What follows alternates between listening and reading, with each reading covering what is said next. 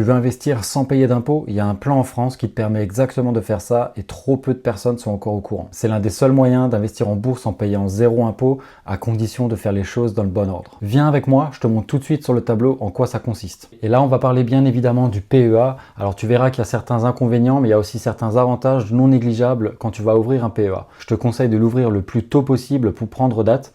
Effectivement, après 5 ans, lorsque tu vas retirer ton argent de l'enveloppe du PEA, tu vas payer uniquement 17,2% sur les gains.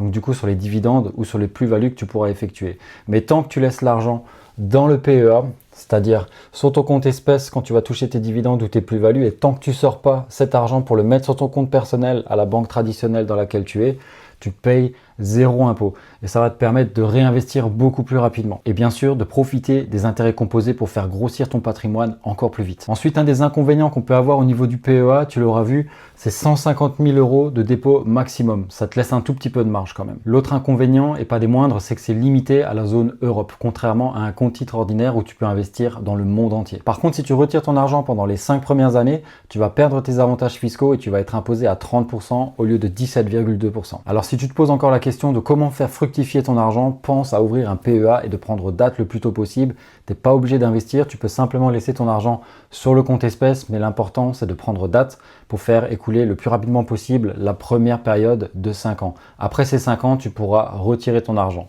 Mais par contre, attends-toi à payer 17,2%. Et dans une prochaine vidéo, je vais t'expliquer en quoi consiste le CTO, autrement dit le compte titre ordinaire. C'est un des cousins du PEA.